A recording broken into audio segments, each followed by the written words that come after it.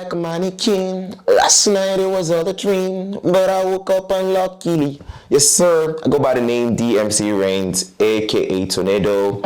So I got my EP out, Alt Cloud. It's out on all platforms. Make sure you stream it, and I hope that in recent time I'll be able to get the right community of listeners. You know, what I dream or what I see is me and my few fans in a room, you know, and I'm performing and I'm making, you know, great songs in front of you, right in front of you, and we're making this music and enjoying it. This is what this is my vision, you know, for coming years, and I'm working on it, and I pray that y'all all support me by listening, streaming to my songs so I can get more energy to keep pushing this. Love and blessings. Hello, ladies and gentlemen. Welcome to Afrobizgermany. My name is Samson Onoja Itodo. Today, we are here and we're going to be having great time and fun. And but before I kick off, I'm talking about the special person that I've got here with me. I want to play with you. Please, why don't you just subscribe, like, leave a comment, share this video, invite your friends to like what we're doing here. We're doing a great job here. Please subscribe. Well, ladies and gentlemen, I've got a special one. I'm going to be doing a special here today. Like I told you, I'll be bringing you some tips and bits of the special people who've got a belly here that making the entertainment world roll. We're going to be talking about entertainment in Germany and Europe as a whole. And with me today, I have a special one. I have Dmc Reigns. Sorry, I have got Dmc Reigns with me here. He's a musician, writer. He produces his songs, some of his songs by himself, and he's been in the music business for a while. So let me not talk too much before I start making mistakes here. I will turn you over to Dmc Reigns to give a proper introduction of himself. So, sir, please, can you tell us a bit about yourself? I go by the name Dmc Reigns. That's Dmc Reigns. Like when something reigns supreme. Like you rain falling from the sky. Like when something reigns supreme. Okay. When you reign, R-E-I-G-N-S. Okay. That's Dmc Reigns. Yeah, when something like reigns supreme. So I'm Dmc Reigns, songwriter, recording artist, you know, also live performer as well. And basically, I make music, and you know, that's it. It's been going well. Okay, when you talk about performance, I'll tell you this: I've been to one of his, if 2 or 3 of your performances. Maybe two. Yeah, and I know I see what he's capable of. You know, so sometimes you want to convince the way he sounds like Bonabo, almost like Bonabo, the same sound, but he. Yeah. So, but anyways, we're gonna be digging deep. And finding out who he is, his background with music, when did he start doing music, and how far, where he is right now. I want to know a little bit. So, tell us.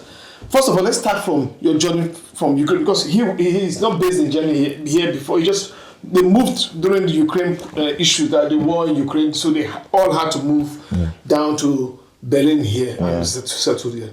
So, where do we start from? Do we start from your journey back home from Africa or here? Okay, so let's start from the beginning. Let's start from the beginning. Yeah. So tell us, how did you get into music? So for me, music started at a very early stage in my life, even before I realized that it was music, you know, even before I realized that, oh, you know, I have something, you know, way back as early as my junior secondary school, like at just one, I was already writing, you know, I was already trying to write, you know, rhyme words to try to sing, you know, and, you know, I really didn't know it was a thing, you know. Then maybe after my third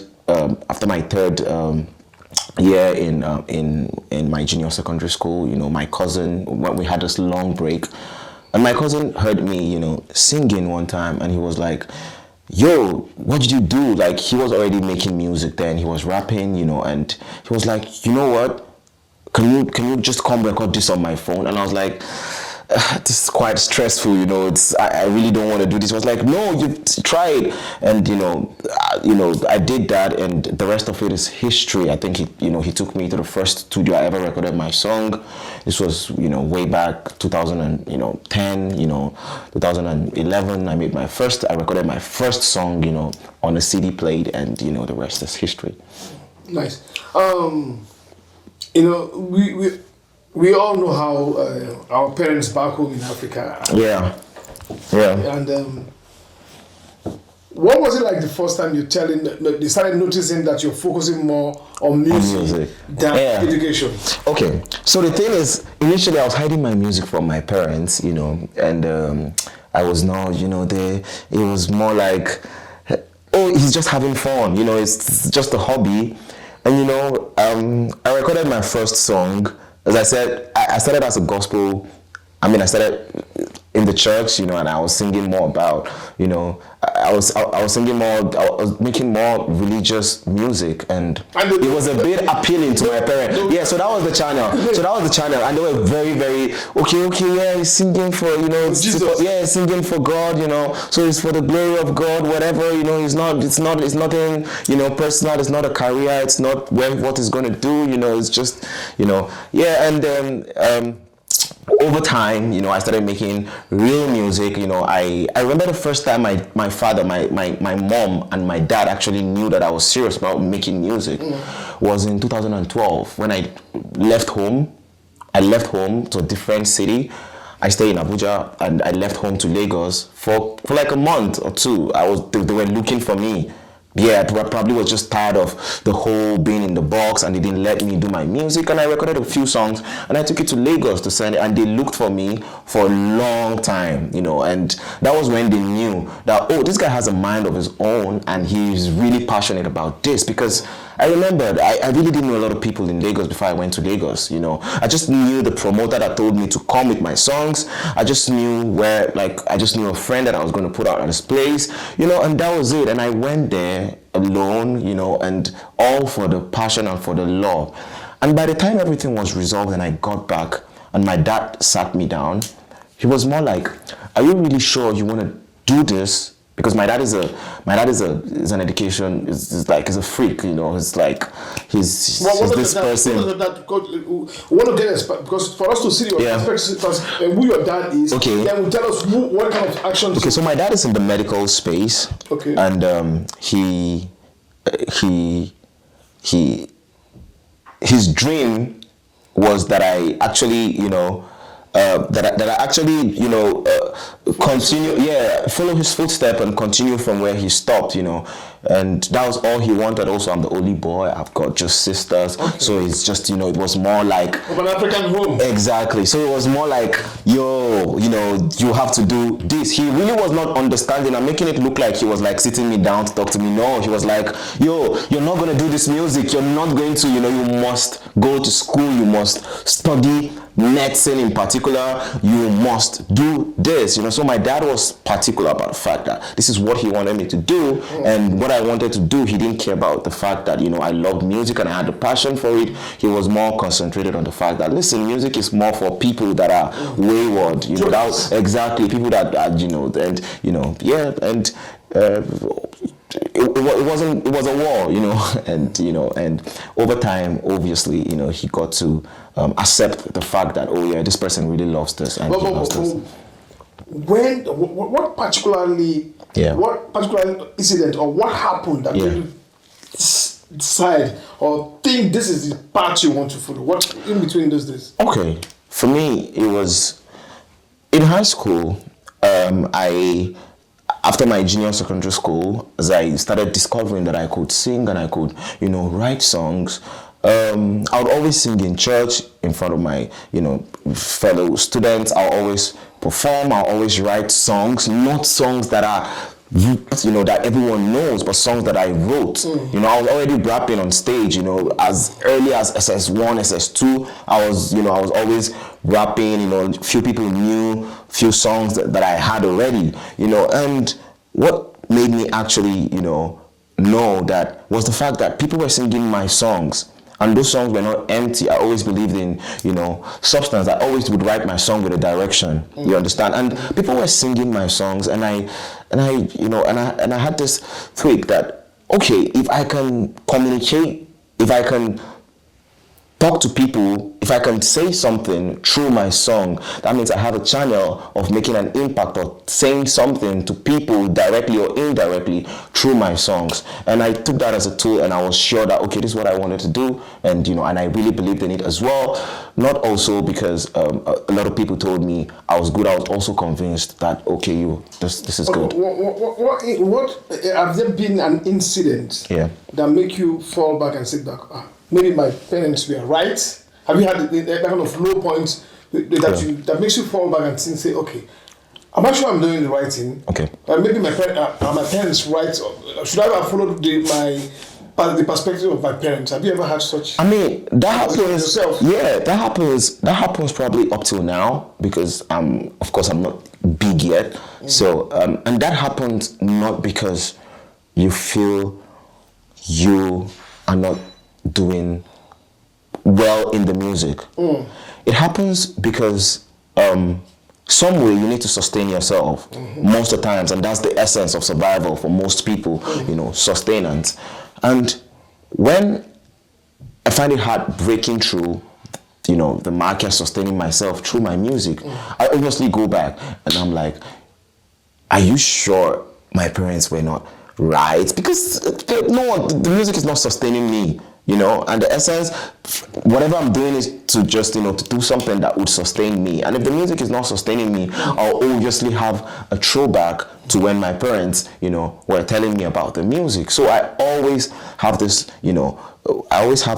phase where I'm in between.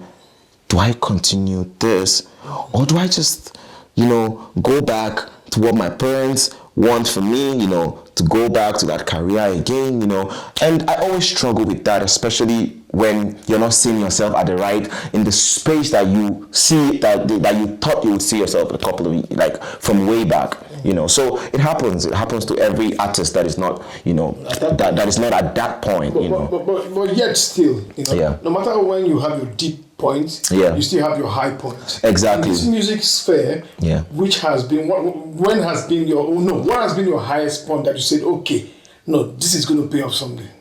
Okay, for me, when I was in medical school in Belarus, I was singing in church, and everyone knew my songs. I had concert that a lot of people were coming to the concert simply because they wanted to see me play. They wanted to see me perform. And it wasn't. I think the thing about self-doubt was more of not seeing some result. It was not about my talent and my belief in my ability to always deliver music. About the music, I love music. That would not change. And I also know that I have the ability to create music, suiting to the right ear. That is not changing. Of course, you might have a couple of doubts when you're not seeing the right results, right? But that is not able to change your love and belief in the fact that this is going to be something one day, someday. Even if I am not alive, it's still going to be something. Someone is going to pick it up and be like, hey, this person made this music and this. Exactly. So it was more about the legacy also. And so for me, music and this career part was not about sustenance. It was more about the love for the music. It was more about the love for what I'm doing and going through the process. It's a process. Yeah, it's always a process. Okay, talking about Belarus, I'd like you to tell us about when did you arrive in Belarus, and what is the music, how is entertainment business for especially black people in Belarus? Okay, it's crazy how when I arrived in Belarus, I would say for fact, right? I was the first black person to ever make records, like to record a song and have it like to have it like in an MP3 format where people could download. Because when I went to Belarus, no one was making music. A lot of people that were coming to Belarus were just coming to study. You didn't have a lot of, it's not the most liberal country. It's not the most liberal space. Who goes to Belarus just to study, So when I was in Belarus, it was more about it was really difficult because I had to travel probably for 4 hours before I could record a song. Okay. Exactly. I had to travel to Minsk, which was the capital. I think my city was like 4 hours away from Minsk. And to record a song, I would travel Friday night. Now, I would travel Friday afternoon, arrive Friday night, and sleep through Friday night on a session, and then travel back to my city the next morning. And that was how I was recording songs. And it was really at that point that I knew that, because the market was not super saturated. Exactly. And your willingness to sacrifice that journey. Exactly. And I really was enjoying it. I really was enjoying it. It was not something I was doing because I wanted, I wanted people. I bet no one knew, like just a few of my few friends and my few circle knew the fact that I had to travel 4 hours to make music. I know. Going with what you've been telling right now, I know you have started building your music career in Belarus. Yeah, I did. I did. And then this I did. conflict that is happening within Russia and Ukraine right now. Tell us how it's. What does it cost you in terms of the music career? Okay, I will say one thing. I had a different direction in music, in the sense that when I was in Belarus, it was a phase of my life where I was more concentrated on building my musical abilities as well. So in as much as I was making songs and recording, I was really it was a phase where I was really learning a lot about music. It was a phase where I was more into, I was going through the process and I was enjoying recording songs and making songs. And I feel like most people that listen to my music then in Belarus, due to the language difference, I didn't have a lot of people that were not foreigners that were listening to my music. So obviously when I was done school and I left Belarus, I felt like I moved with my crowd. Exactly, because most of the people I was making music for were not in Belarus, so it wasn't really affected directly.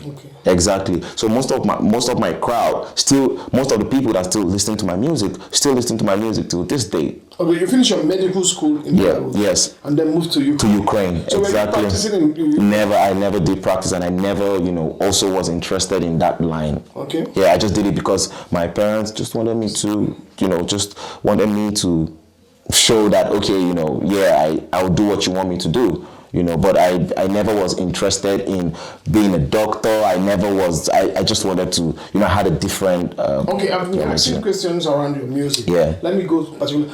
What genre of music, is your music pure Afrobeat? How would you place your music? Okay, so I would say I'm more on the alternative part of what do you mean alternative? music. Please break it down for us, man. Okay.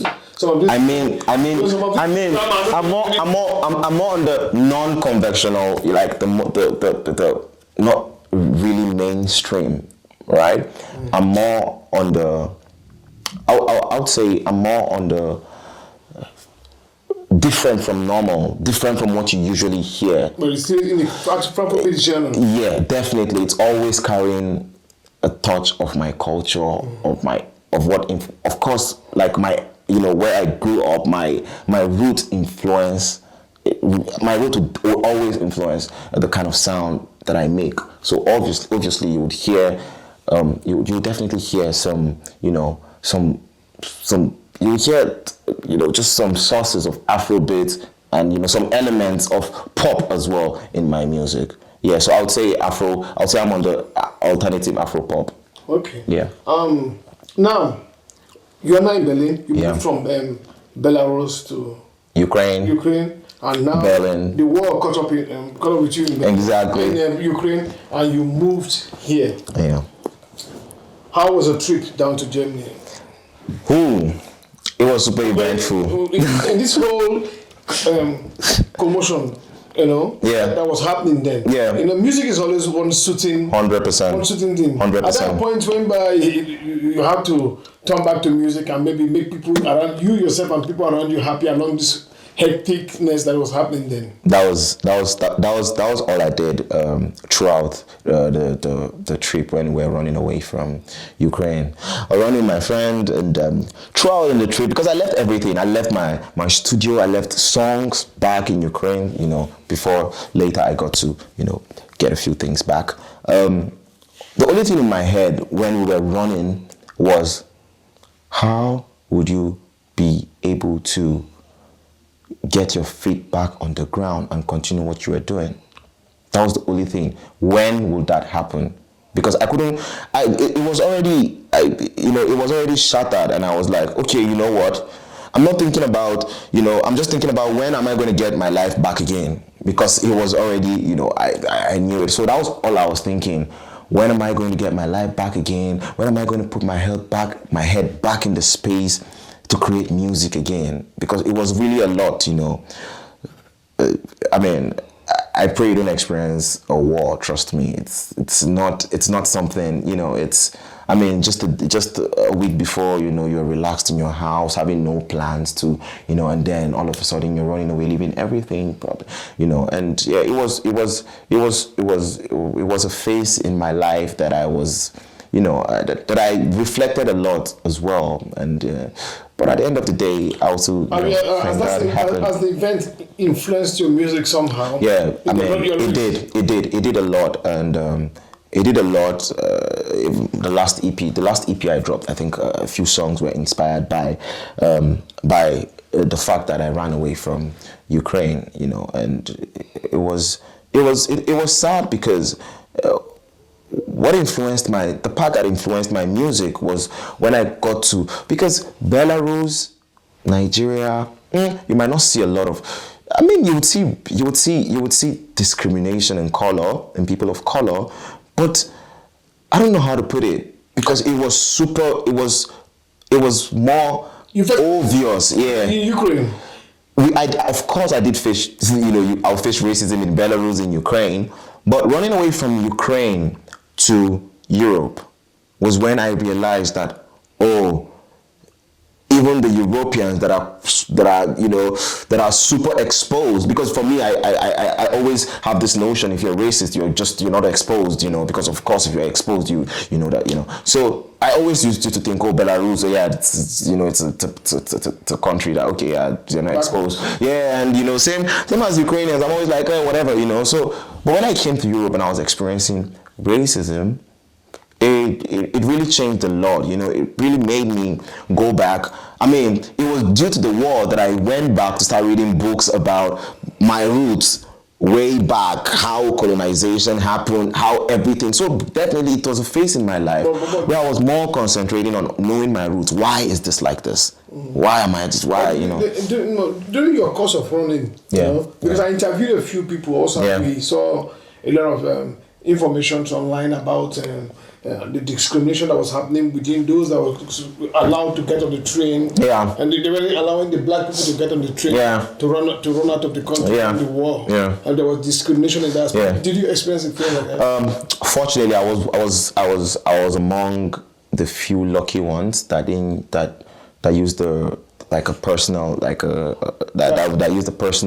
means of a private means of transport, and we didn't experience that, right? So I always tell people I had a crazy experience, but I didn't have the worst experience. I didn't, because there were friends that didn't have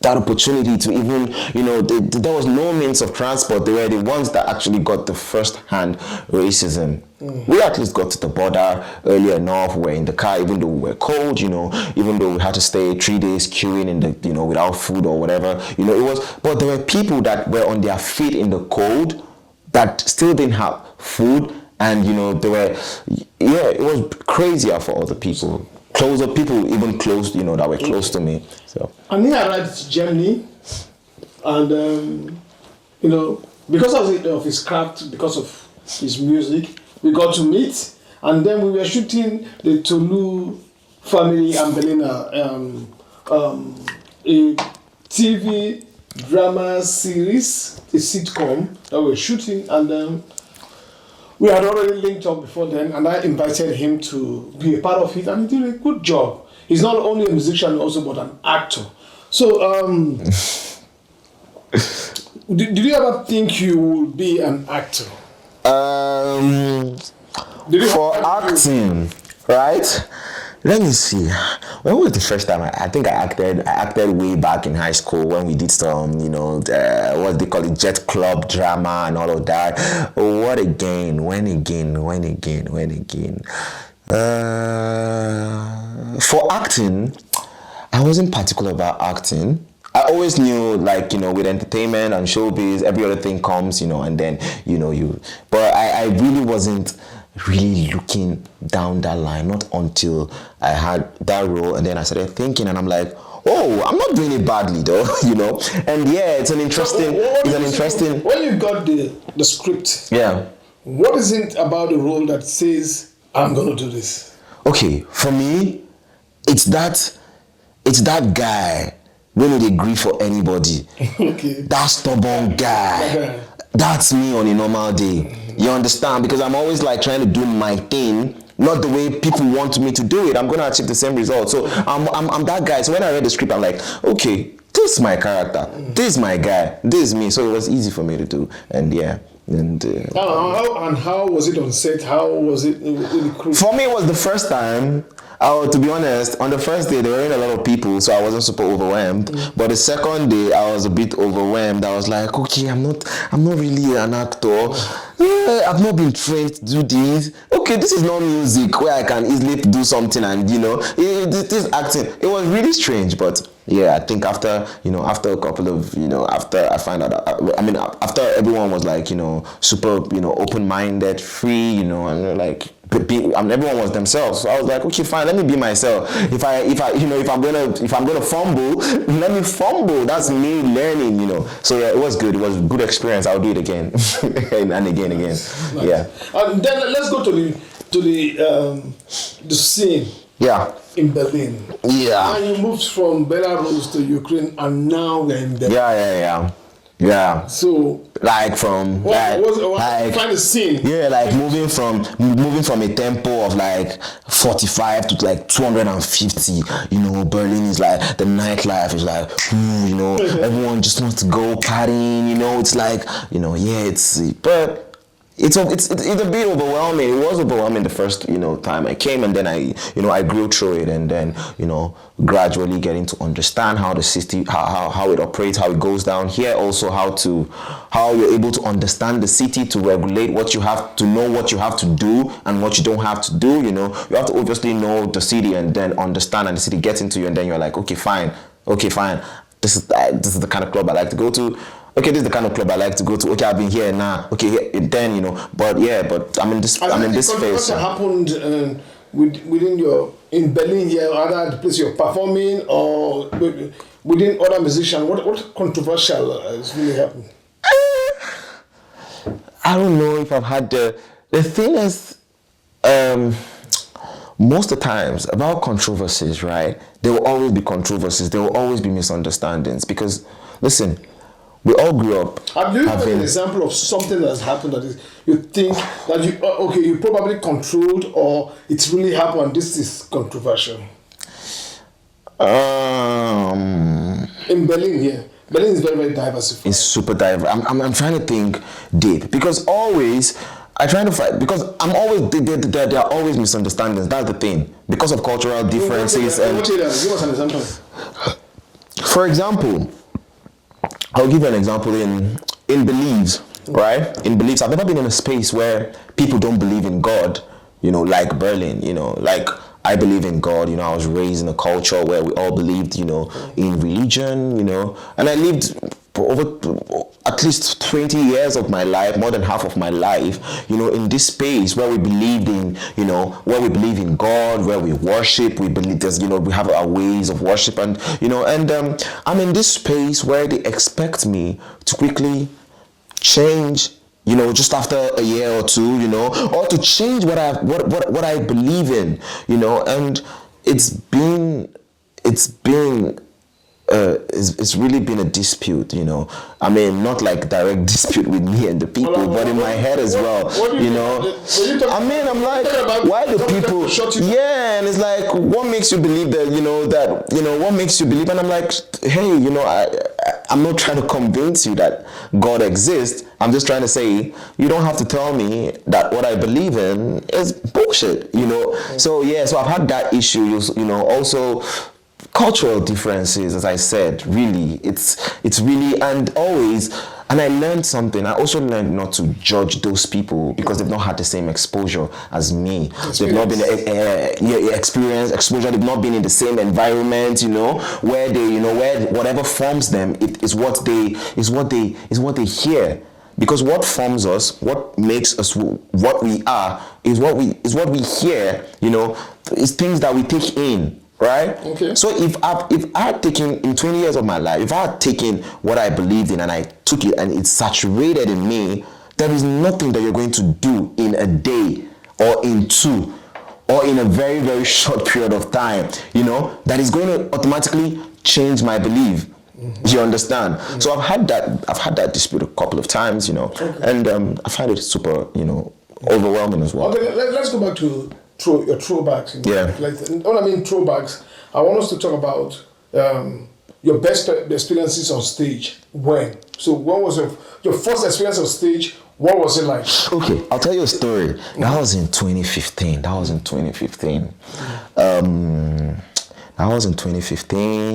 I recorded a song, Church Mentality. Church Mentality. It was mad. And then I tried, I think somehow, I tried to get a choir director of a top church in Nigeria, top, good church, Dunamis, very big church. Yeah. And then I got the choir director and I played him the song, and he was like, "Whoa, nice."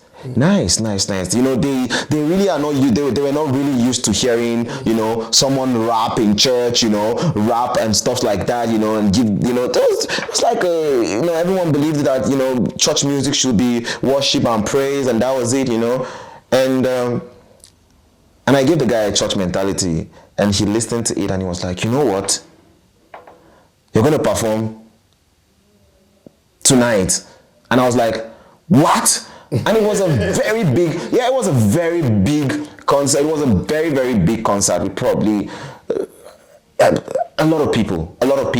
If you know the Dunamis Church, you know, it's very, very big. And I was like, I was scared at first. And then I went and I told him no problem. And then I gave him the song.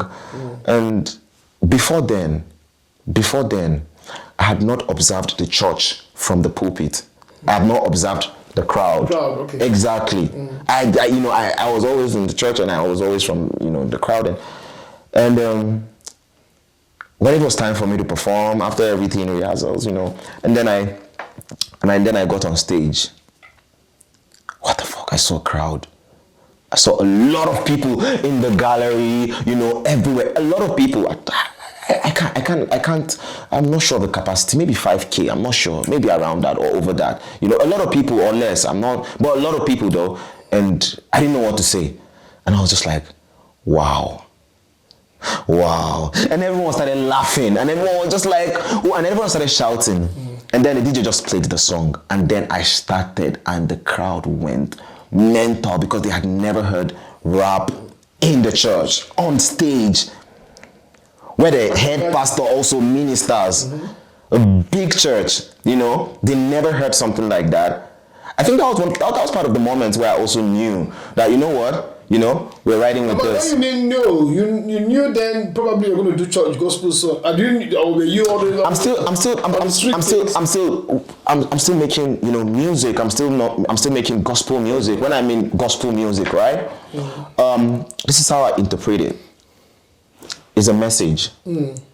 That's why I told you about the substance in my songs, right? I'm very, whether I sing about message oriented. Yeah, whether I'm singing about it's gospel.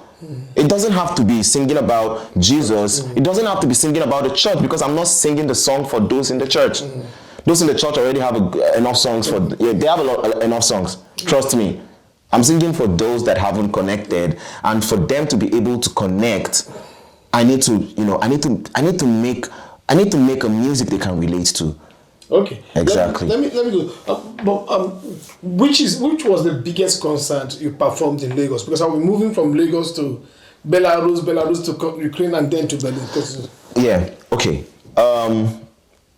I didn't stay in Lagos. I stayed in Abuja. Exactly. In Nigeria, which was the biggest concert? Before I left in Nigeria, I think before I left Nigeria, I did at the beginning ABJ block party.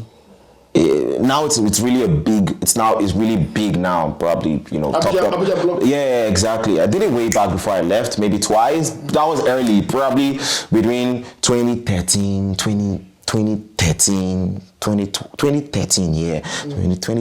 yeah, just before I dropped. It was really a big thing. After I came back from Lagos 2012, Did you perform on stage in Belarus also? A lot of times. Yeah. A lot of times, of course. A lot of time. It was okay in Belarus, right? I had most people singing to my songs in Belarus. Okay. Because I was in a space where we were all students going to the same church, so everyone knew my songs. When I put out a song, you see T-shirts flying with my song on it. Everyone knew I was making music. People wear the T-shirts, and then I come Sunday, I perform the song, and everyone goes mental. Maybe I can show you some throwback videos. It was like crazy. Like it was also this period where I really had this self-belief. And because for me, that's the most important thing. When you believe in yourself, you have to have a reason to believe in yourself. Trust me, if you keep making music and no one makes you feel like, oh, what you're doing is amazing, nothing is going to make you feel like you believe in it. And you moved to Ukraine. Exactly. So what else? And in Ukraine, okay, but I think in Belarus was super special to me. Okay. Because in Belarus, I learned a lot. I learned a lot. I learned to make music the hard way. Even when there was no way to make music, I was making music. With no equipment. I didn't have a studio like now I record easily. It was difficult, and doing that and seeing people come to concerts and, like a few times I had people tell me, yo, why didn't you perform this song today? I wanted to hear this song today and you didn't perform it. That was how it was in Belarus. Okay. It was really... But are your fans majorly... your fellow students or citizens? I had the thing is, for Belarus, I had more people that could not relate to my music but were listening to my music, right? That people, of course, a lot of Nigerians were listening to the music, but really I had people I did not know that knew that I was making music they could not relate to, but they had my songs in their phones and all of that. Let's not dwell too much in Belarus. Let's move to Ukraine. How was your experience before, your concert experience before the war? Okay, in Ukraine, I didn't do much concerts in Ukraine because I didn't spend a lot of time there. I was working more in Ukraine. It was a period where I was trying to find my sound. Yeah, find my sound. How do I want to sound like? Find the uniqueness in my sound. That was Ukraine for me.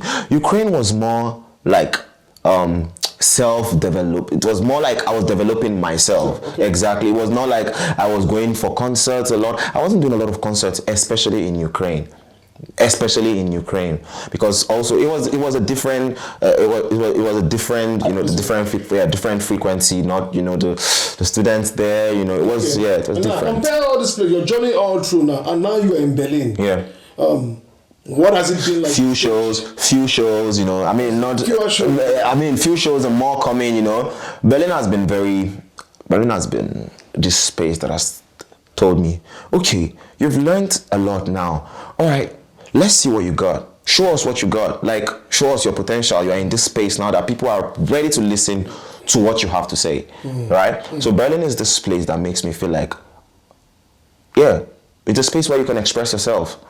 It's free, I can just wake up and pick a mic, go on the street, start singing, start vibing, and People come Trust me, people will be out and then and either give me money or they see, or they watch you and enjoy you and enjoy the fact because for me, they react. Exactly, because for me, this is the good thing about Benin. People here are reaction. Exactly, and it's crazy how I might sound crazy. Of course, survival and sustenance is very important, but for me, I love music so much that what matters to me is that it pierces and it reaches someone, and I'm seeing someone react to it.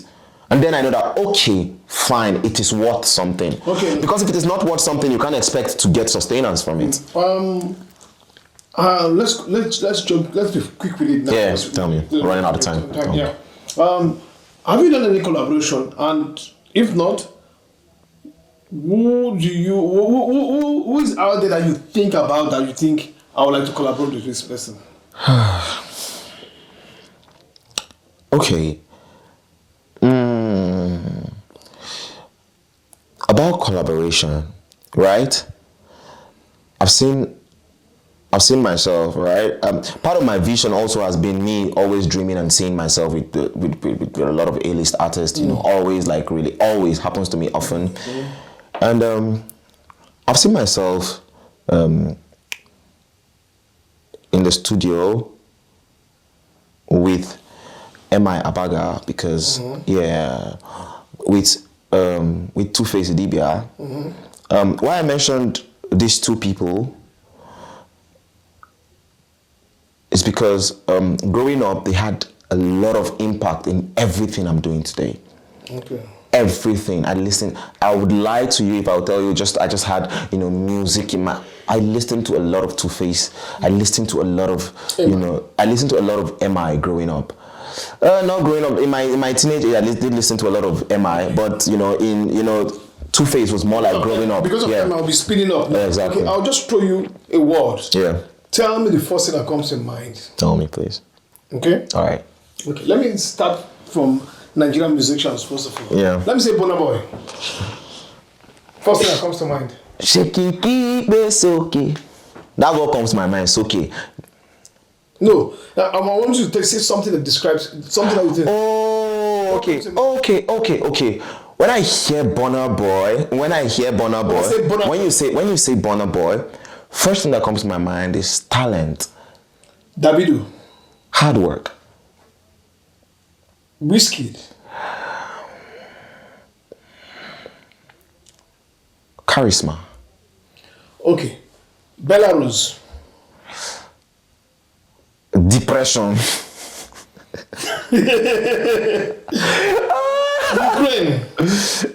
Ukraine.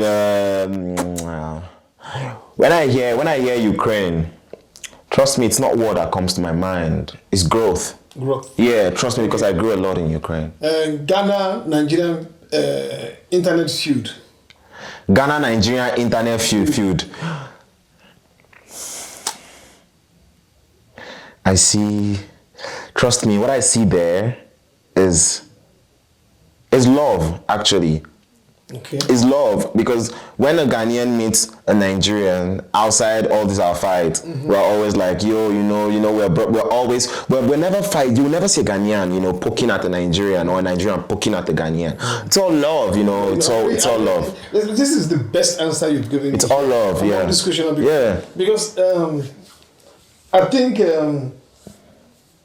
I hope we keep this competition within the both sides. Exactly. Healthy, yeah. It's love. Trust me. It can be. It's love. Okay. It's love. Now, funny enough, if you ask me personally, who do I want to work with? Which artist I want to work with personally? Like presently, it's not a Nigerian artist. It's a Ghanaian. His name is Black Sherif. Okay, Black Sherif. Yeah, because I find him he's catching the extremely. Sherif is catching the fire seriously right now. Yeah, he's been like I find the sound extremely. Sorry to say it, right? It's not direct, right?